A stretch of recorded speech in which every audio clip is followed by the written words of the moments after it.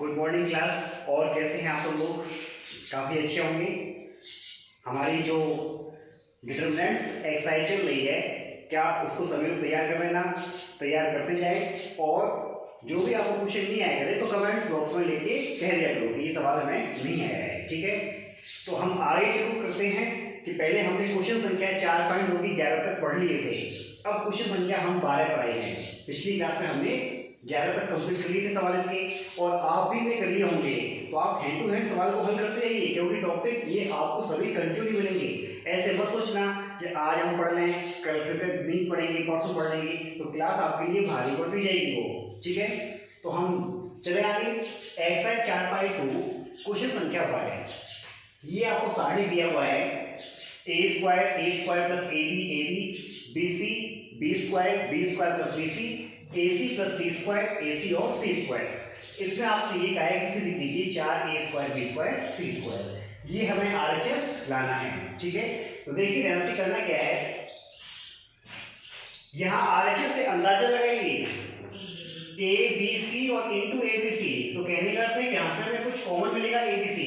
तो देखो ध्यान से, क्या आपको पहले कॉलम से a कॉमन मिल रहा है, a स्क्वायर है तो a मिलेगा, a मिलेगा, a मिलेगा।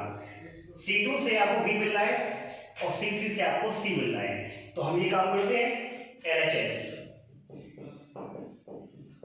क्या करना है आपको, C1 C2 C3 से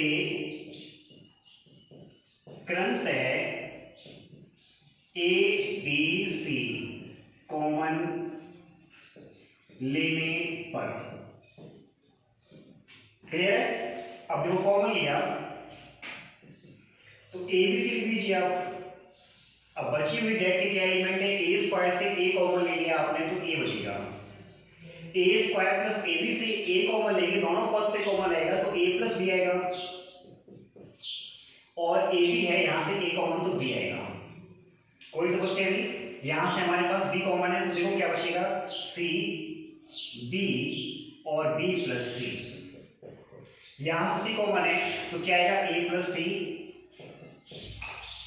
c कॉमन है तो क्या आएगा a, c कॉमन है तो क्या आएगा c।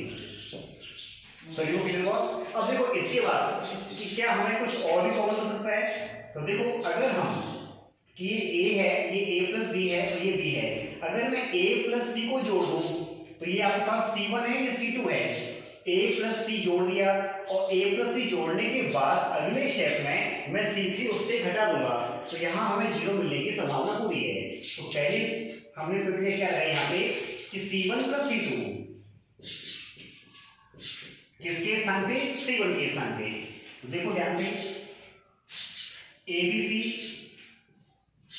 C1 में C2 जोड़ता हूं तो क्या आएगा, a प्लस c आएगा। a प्लस b1 b जोड़ दिया तो a प्लस 2b आएगा और 2b प्लस c आएगा, ठीक है। उसके बाद c b और b प्लस c, इसके पश्चात a प्लस c लिखा, a और c। यहां तक कोई प्रॉब्लम नहीं। आगे देखो, अब a प्लस c से a प्लस c कैंसिल होने वाला है तो हम क्या करेंगे, c1 minus c3, C1 minus C3, clear है। देखो ABC A प्लस C से A प्लस C घटाया तो कितना आएगा, 0।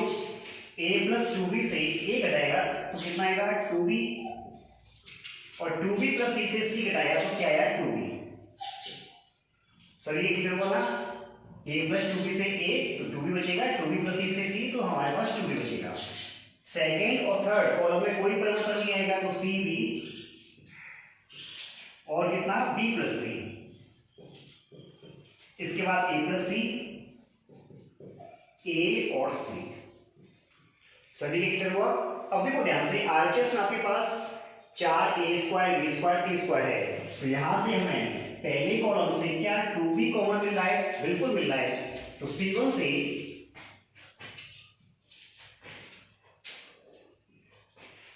C1 से 2b कॉमन लेने पर तो हमारे पास क्या स्टेप रहेगा, 2b कॉमन लिया तो आपके पास ABC ऑलरेडी है तो 2ab स्क्वायर c, ये स्टेप बचेगा। अब देखो 2 भी कॉमन लिया तो 0 1 1, उसके बाद सी बी बी प्लस सी, सी बी बी प्लस सी, उसके बाद ए प्लस सी ए सी, ए प्लस सी ए सी। यहां तक कोई प्रॉब्लम नहीं। आगे चलते हैं। देखो कि एक शून्य आप और बना सकते हैं। ये आपकी R2 है, ये आपकी R3 है। R2 माइनस R3 कर दूं तो 1 माइनस 1 0 आ जाएगा इसके स्थान पर। तो अगली संक्रिया हमने यूज की R2 माइनस R3, किसके स्थान पे? R2 के स्थान पे। तो क्या स्टेप आएगा? 2ab स्क्वायर सी 0, 1 माइनस 1 0 हुआ 1, सी b माइनस b प्लस सी। क्या? अब देखो b से b प्लस सी घटाएंगे तो b से b कैंसिल हो जाएगा, माइनस का c। उसके बाद b प्लस सी। भाई पहली पंक्ति और तीसरी पंक्ति में कोई परिवर्तन नहीं आएगा, परिवर्तन किसमें आएगा? R2 में आएगा। अब a प्लस सी को यथावत, a माइनस सी हो जाएगा और c। अब मैंने आपको विस्तार में समझाया हुआ है कि विस्तार कहां से करना है। 2 शून्य मिल गए तो पहले कॉलम के अनुसार विस्तार कर सकते हैं आप, ठीक है। तो C1 के सापेक्ष, C1 के सापेक्ष विस्तार करने पर, विस्तार करने पर तो क्या 2ab स्क्वायर सी को यूं लिखा तो ये तो रो जाएगा और ये कॉलम जाएगा, ठीक है ना। तो 1 इंटू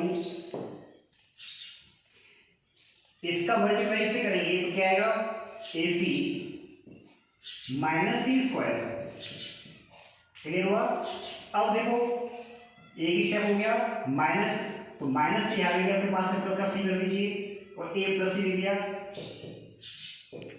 अब इन दोनों के मल्टीप्लाई करते हैं तो 2ab स्क्वायर सी into AC minus C square plus CA plus सी स्क्वायर।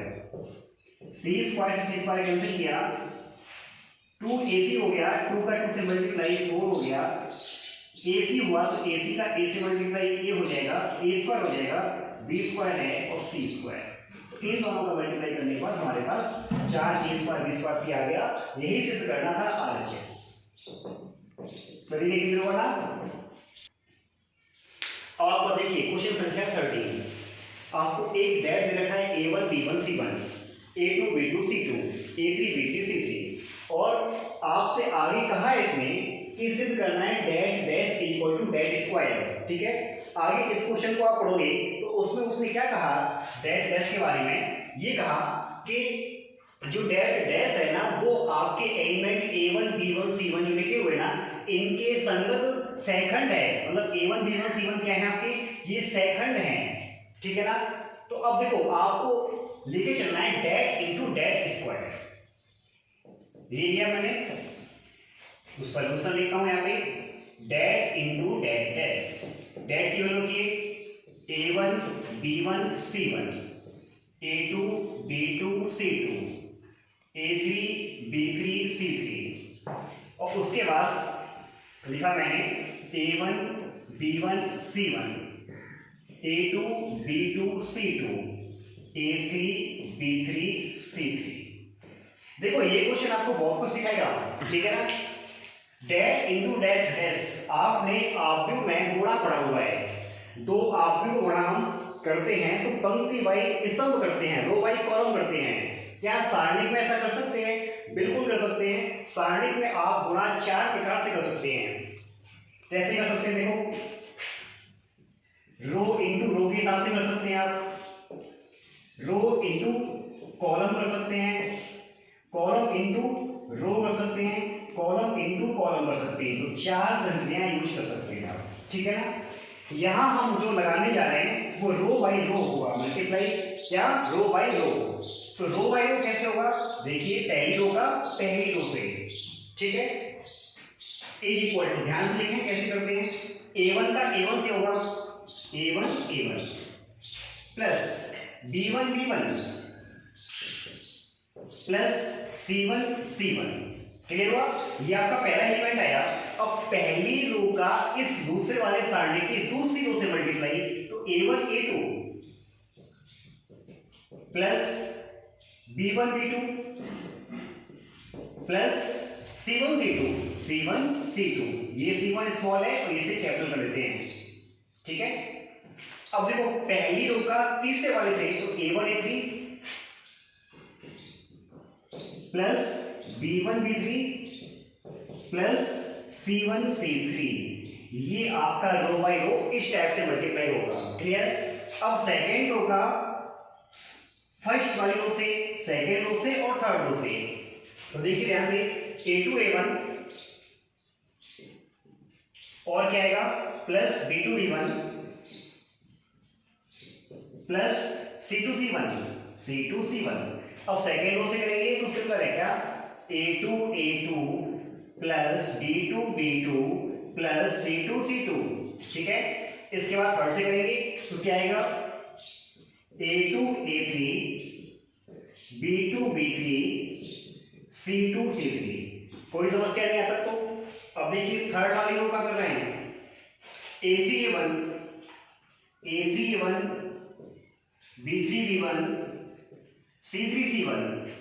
नेक्स्ट सेकेंड स्टेप से करेंगे A3 A2 B3 B2 C3 C2, और थर्ड से करेंगे तो क्या आएगा A3 A3 B3 B3 और C3 C3। यहां तक कोई समस्या नहीं। इन दो सारणी का गुणा किया गया है पंक्ति और पंक्ति के गुणा से, रो इंटू रो की संक्रिया लगाई गई है, रो इंटू रो, क्लियर हुआ। अब देखो मैंने आपको जब सारणी का विस्तार कराया था तो एक बात बताई थी सारणी के विस्तार में, पिछली वीडियो में देखेंगे आपको क्या बताया था मैंने उसमें आपको कि यदि ये सफिक्स की संख्याएं समान हो A1 A1 B1 B1 C1 C1 तो उसका मान डेट होता है, मतलब सारणी खुद होता है, वही उसका विस्तार होता है। और एक रूल भी बताया था मैंने क्या, कि यदि किसी सारणी की कोई भी अवयव लिया जाए, जैसे प्रथम पंक्ति के अवयव हैं A1 B1 C1, प्रथम पंक्ति के अवयव और उनके संगत सेकंड A1 B1 सेकंड है ना, उनके संगत सेकंड के गुणनफल का योगफल ही सारणी का विस्तार होता है, ये आपको बताया था मैंने। और अदरवाइज का मतलब कि ये तो पहली पंक्ति के एलिमेंट हैं और ये सेकंड पंक्ति के सेकंड है A2 B2 C2, अगर ऐसा होगा तो वो सारणी का मान क्या होगा, शून्य होगा। तो देखो ध्यान से आपके पास कहां कहां शून्य बना है, ये मान तो हो गया डेट, ठीक है, 0 0 0 डेट 0 0 0 डेट।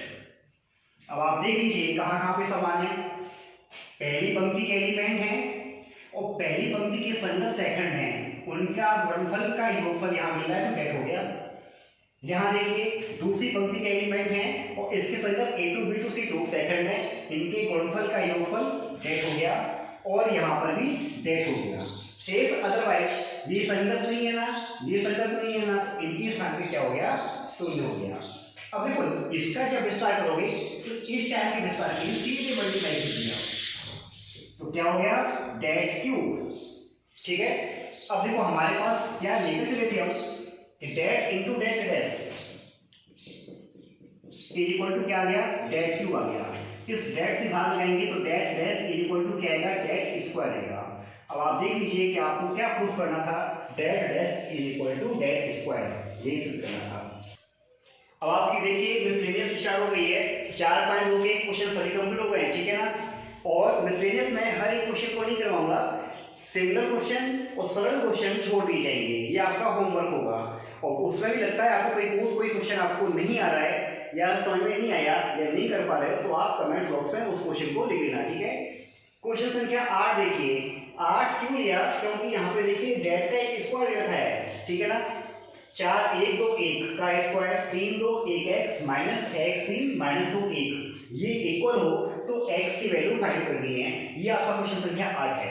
तो देखो डेट का स्क्वायर या तो आप डेट इंटू डेट कर दीजिए जैसा कि आपको मैंने वहां समझाया, या फिर इसका विस्तार कर दीजिए 4 माइनस 2 और ये स्क्वायर है, स्क्वायर कर दिया, ठीक है ना, is equal to 3x minus 2 हो गया, पहले डेट का विस्तार हो गया, माइनस x माइनस 6 तो प्लस 6, सेकेंड डेट का विस्तार हो गया, 3x -2 -x -6, 4 में से 2 जाएगा, 2 बचेगा, 2 का वर्ग 4 हो गया। तो 4 इज इक्वल टू 3x से x जाएगा तो कितना आएगा 2x और माइनस के 8 हो गए, 8 का पक्षांतर तो 4 + 8 इज इक्वल टू 2x हो गया। यहाँ से x की वैल्यू फाइंड की तो कितनी हो गई 8 4 12/2 इज इक्वल टू 6 हो गया। एक आपका आंसर हो गया। क्लियर है? अब देखिए क्वेश्चन संख्या 6 है, इसीलिए मैंने क्वेश्चन संख्या 6 क्या है ये आपको दे रखा है, इसका मान ज्ञात करना है। तो करना क्या है, सबसे पहले इसका मल्टीप्लाई कीजिए आप, ठीक है ना। इनकी मल्टीप्लाई करेंगे तो क्या आएगा हमारे पास, देखिए ध्यान से 1 1 1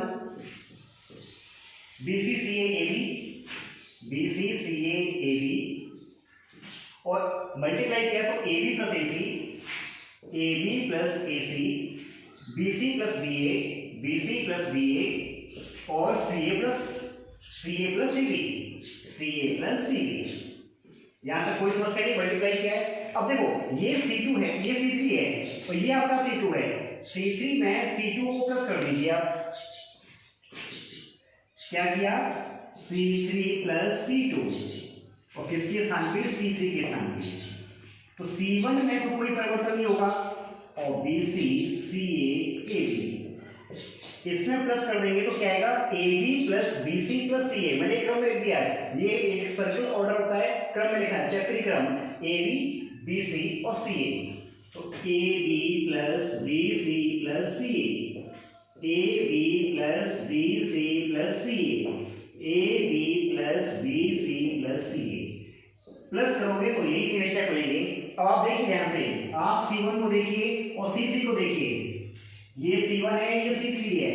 क्या मैंने सारणी का कोई बोधन बताया है कि यदि किसी सारणी की 2 पंक्तियां या 2 स्तंभ एक समान अनुपात में हो तो उस सारणी का मान क्या होता है 0 होता है। देखिए समानुपात में कैसे हैं, अगर आप A B + BC + CA common लेते हैं C3 से तो 1 1 1 हो गया और ये आपके C1 और C3 इक्वल हो गए, क्या माना गया इसका 0 आएगा। क्वेश्चन संख्या 13 देखिए, ज्यादा बड़ा नहीं है, छोटा सवाल है। 1 + A B 1 + B B और C 1 + C इसकी वैल्यू आपसे पूछी है। तो ध्यान से देखो कि ये सारणी आपको लग रहा होगा कि हम सीधे R2 - R3 कर दो 0 मिल जाएगा, लेकिन कहीं नहीं यहाँ से बड़ा होता है। तो आप देखो 1 + A में B और C जोड़ दिया तो 1 + A + B + C हो गया, ठीक है। A में 1 + B + C जोड़ दिया तो ये 1 + A + B + C हो गया। और इसी प्रकार से A + B + C + 1, कहने का अर्थ है कि हमें 1 + A + B + C कॉमन मिलने वाला है। कहां से, कि यदि मैं C1 में C2 और C3 दोनों को जोड़ दूं और C1 के स्थान पर लिख दूं, क्लियर हुआ। अब देखो लिखते हैं, जोड़ते हैं 1 + A, C2 जोड़ा B, C3 जोड़ा C। अब तीनों स्टेप भी आने वाले जोड़कर आप देखेंगे तो 1 + A + B + C, 1 + A + B + C। C2 C3 में कोई परिवर्तन नहीं तो B लिखा, 1 + B B, C 1 + C। अब करना क्या है कि C1 से 1 + A + B + C क्या मिल रहा है, कॉमन मिल रहा है। तो कॉमन लेने पर जब ये कॉमन लेंगे तो क्या आएगा 1 + A + B + C बाहर हो जाएगा, डेट के अंदर 1 1 1। सेकेंड में और थर्ड में कोई परिवर्तन नहीं, क्लियर हो गए, C 1 + C।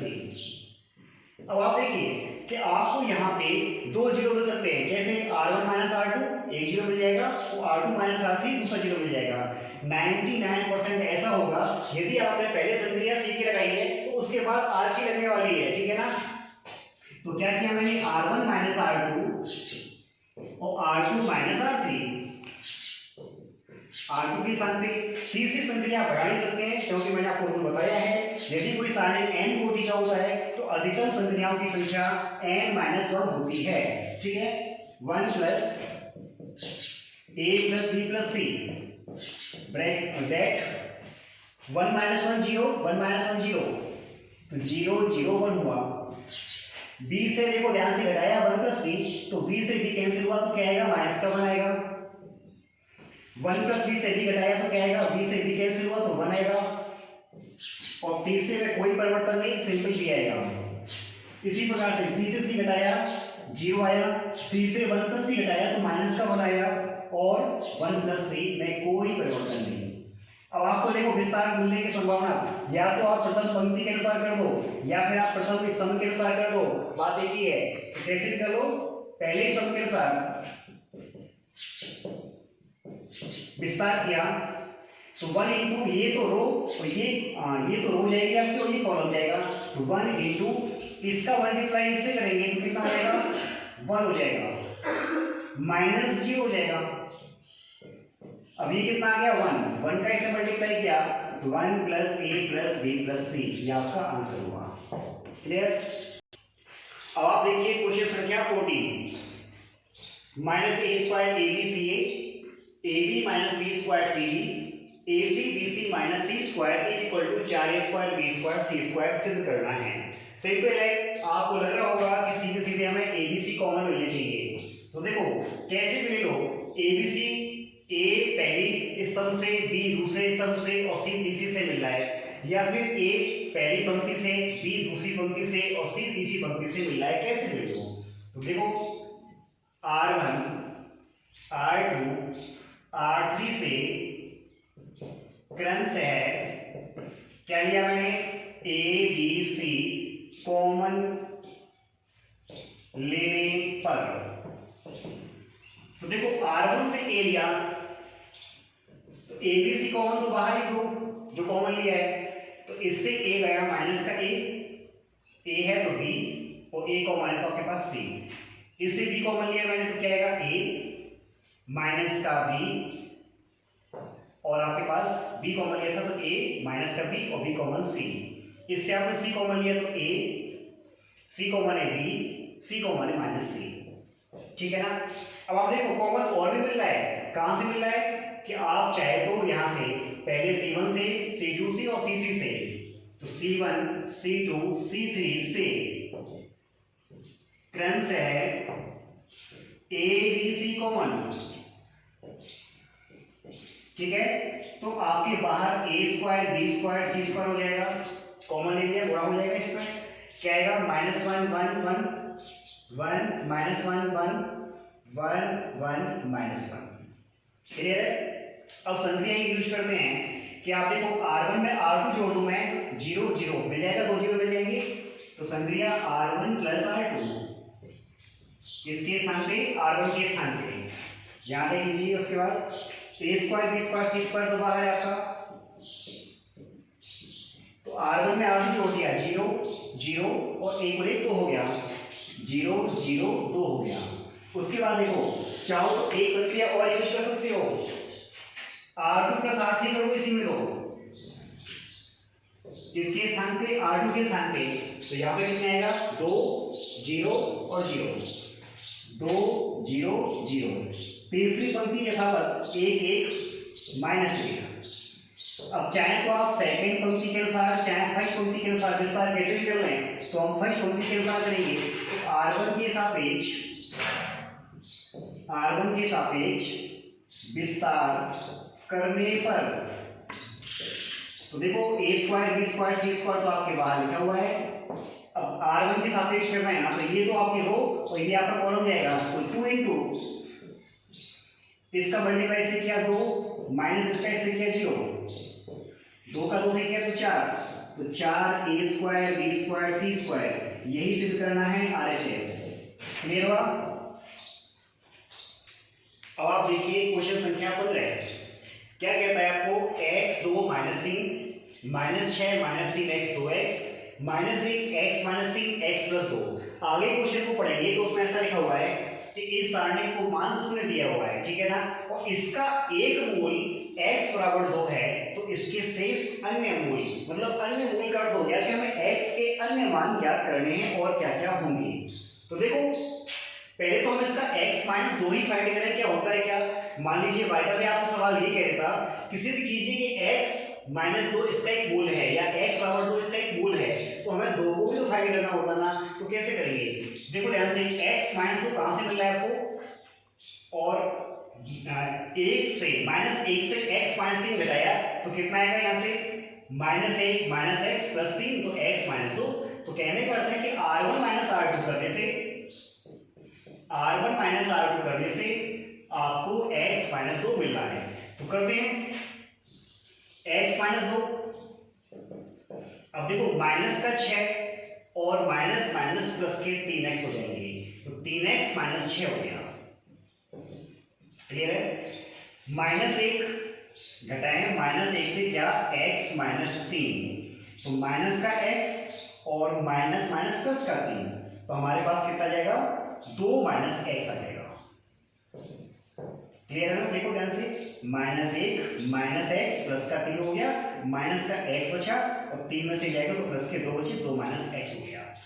बाकी का R2 R3 में कोई परिवर्तन नहीं, 2 माइनस के 3x x minus 3 minus 3 2x x plus 2 is equal to 0 चल रहा है, यहाँ पे माइनस में लिखा है। ठीक है, अब तो इसकी कोई आवश्यकता नहीं है। देखो अब यहां से हम x माइनस 2 कॉमन लेते हैं, किससे? R1 से x माइनस 2 कॉमन लेने पर, तो x माइनस 2 R1 से कॉमन बाहर निकल रहा, ठीक है ना? तो यहाँ पे कितना आएगा 1। यहां से x माइनस 2 कॉमन कब मिलेगा? जब मैं 3 कॉमन ले लूंगा, तो x माइनस 2 तो क्या आएगा 3। इसके बाद x माइनस 2 कॉमन लिया तो क्या आएगा माइनस का 1। ठीक है, यहाँ पे कितना है 2 है, ये माइनस का 3, ये माइनस का 3x, ये 2x हो गया, ये x माइनस 3 और ये x प्लस 2 इक्वल टू क्या हुआ हमारे पास 0। यहाँ तो कोई दिक्कत नहीं। अब देखो ध्यान से, क्या हमें और कॉमन क्या हो सकता है कि अगर मैं इस C1 में और ये C3 जोड़ू तो 1 माइनस 1 0 हो जाएगा, मुझे 1 0 मिल रहा है यहाँ पे। तो आगे और क्या फायदा मिलने वाली है कि 2 से x माइनस 3 जोड़ा जाएगा तो x माइनस 1 आएगा, और x प्लस 2 में माइनस 3 जोड़ा जाएगा तो x माइनस 1। कहने का अर्थ है कि C1 में C3 जोड़ने से 2 फायदे होने वाले हैं, एक तो 0 और दूसरा हमें कॉमन भी मिलने वाला है। तो क्या किया मैंने, C1 प्लस C3 C1 के स्थान पर, ठीक है, तो x माइनस 2 1 माइनस से कितना हो गया 0, 2 माइनस 2 प्लस क्या x माइनस 3, तो कितना आएगा हमारे पास x माइनस 1। जोड़ोगे तो x माइनस 1 आएगा। इसी प्रकार से x प्लस 2 में माइनस 3 जोड़ोगे तो x माइनस 1 आएगा। C2 में और C3 में कोई परिवर्तन नहीं, 3 माइनस के 3x 2x minus 1 x minus 3 x plus 2 is equal to 0। Clear है? अब देखो आगे कि मैं C1 से कॉमन क्या मिलना, x माइनस 1, तो लिखते हैं C1 से x माइनस 1 कॉमन लेने पर, तो हमारे पास क्या चलेंगे x माइनस 2 x माइनस 1, क्या आएगा अंदर हमारे पास 0 1 1 आगे देखो क्या 3 माइनस 3x और 2x, इसके बाद माइनस 1 x माइनस 3 और x plus 2 is equal to क्या चल रहा है 0। अब देखो R2 में से R3 घटा दो तो a0 और बन जाएगा। नेक्स्ट संक्रिया हमारे पास है R2 माइनस R2 के स्थान पर, तो देखो x minus 2 x minus 1, first row में कोई परिवर्तन नहीं, सेकंड में परिवर्तन आएगा, 1 से जाएगा 0, माइनस के 3x माइनस का 2x माइनस के 5x, x माइनस 3 से x प्लस 2 घटाएंगे, तो x माइनस 3 से घटाया x प्लस 2, तो x कर हुआ माइनस प्लस का, माइनस का 3 और माइनस के 2 माइनस के 5 हो गए, 1 2x और x प्लस 2। क्लियर है हम सबके? अब देखो 2 0 मिल गए, तो प्रथम स्तंभ के अनुसार हम विस्तार करेंगे। ठीक है, तो क्या आया x माइनस 2 x माइनस 1 कितना 1 इंटू इसका मल्टीप्लाई इससे किया तो माइनस के कमरे होंगे, ठीक है ना। अब माइनस इसका इससे किया तो प्लस का चिन्ह हो जाएगा, 5x हो जाएंगे। अब यहां से कॉमन देखो क्या मिला है, x माइनस 2 और इक्वल टू 0 चल रहा है, देखिए ध्यान रखिए, ठीक है ना। x माइनस 1 मैंने यहाँ से माइनस के 5 कॉमन लिए तो कितना आएगा हमारे पास x plus 3 is equal to 0। अब देखो -5 का तो डिवाइड कर दिए 0 में, तो हमारे पास क्या स्टेप आया x minus 1 x minus 2 x plus 3 is equal to 0। तो यहाँ से हमारे पास तीन मूल कौन कौन से आते हैं, x की वैल्यू 1, x की वैल्यू 2 और x की वैल्यू -3। तो देखो ध्यान से, आपसे सवाल लिखा गया था कि सिद्ध कीजिए कि x बराबर 2 इसका एक मूल है, मिल गया, और शेष अन्य मूल ज्ञात कीजिए। तो अन्य में क्या आया, x का मान 1 और x का मान -3, इसके अन्य मूल थे। क्लियर हो चुके? अब देखिए क्वेश्चन संख्या 16 आपको दे रखी है a plus b plus c, ये डेट दे रखा है, तो हमें सिद्ध करना है 2a plus b plus c और c प्लस a, ठीक है ना। LHS लिया। अब ध्यान से देखिए कि आखिर मैं इसमें क्या क्या जोड़ूं मैं। तो सबसे पहले काम कि देखो, अगर मैं ये R1 है, मैं R2 R3 दोनों जोड़ूं तो -c कैंसिल हो जाएगा, -b कैंसिल हो जाएगा। क्लियर है? -c -a से कैंसिल आपके पास b आ जाएगा। तो जोड़ते हैं पहले इसको। क्या किया मैंने, R1 में R2 और R3 दोनों जोड़ दीजिए, इसके स्थान पे R1 के स्थान पे, ठीक है। तो क्या स्टेप आएगा हमारे पास, a plus b plus c में -c और -b दोनों जाएंगे तो हमारे पास क्या आएगा, -c और -b, तो आपके पास a बचेगा। इधर -c -a कैंसिल हुआ, -c -a कैंसिल तो आपके पास b आएगा, और -b -a कैंसिल तो आपके पास c आएगा, ठीक है ना। बाकी का -c -b लिखा, a plus b plus c लिखा, -a लिखा, -a लिखा, c plus a plus b लिखा। यहाँ तक कोई समस्या नहीं। अब देखो आपको ध्यान से कि a plus b, b plus c, c plus a कुछ जोड़ने से मिल रहा है क्या, कोई एक मिल रहा होगा तो a प्लस b मिल रहा है।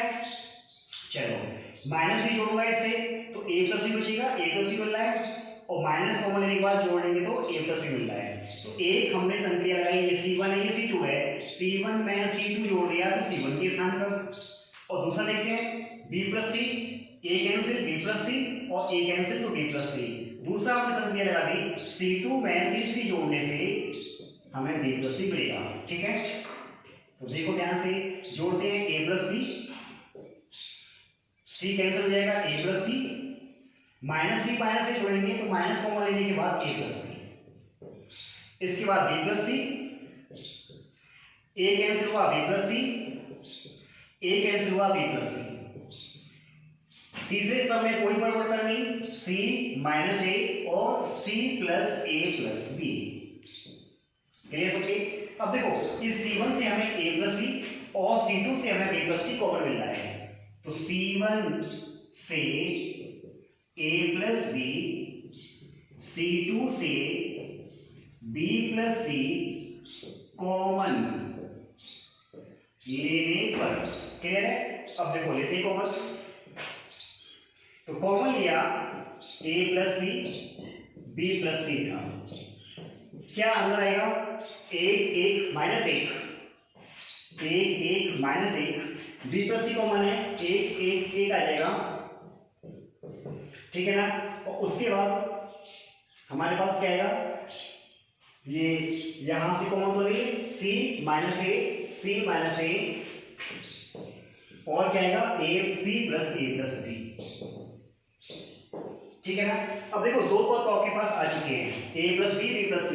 क्या क्या कॉमन मिल गया था हमें, इससे तो मैंने a प्लस b लिया, इससे मैंने b प्लस c लिया।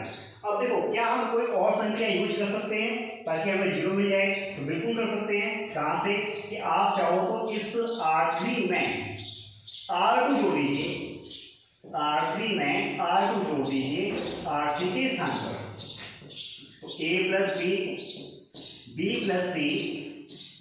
R1 में कोई परिवर्तन नहीं होगा, R2 में कोई परिवर्तन नहीं होगा, परिवर्तन होगा तो R3 में होगा, a कैंसिल हो जाएगा तो क्या आएगा हमारे पास, b प्लस c आएगा, b प्लस c। अब देखो चाहो तो विस्तार कर सकते हो यहीं पे, अभी हालांकि 0 तो मैं एक ही मिला है, चाहो तो R2 माइनस R1 और करके एक 0 बना सकते हो, तो R2 माइनस R1 और किसके स्थान पे, R2 के स्थान पे। ए प्लस बी, बी प्लस सी।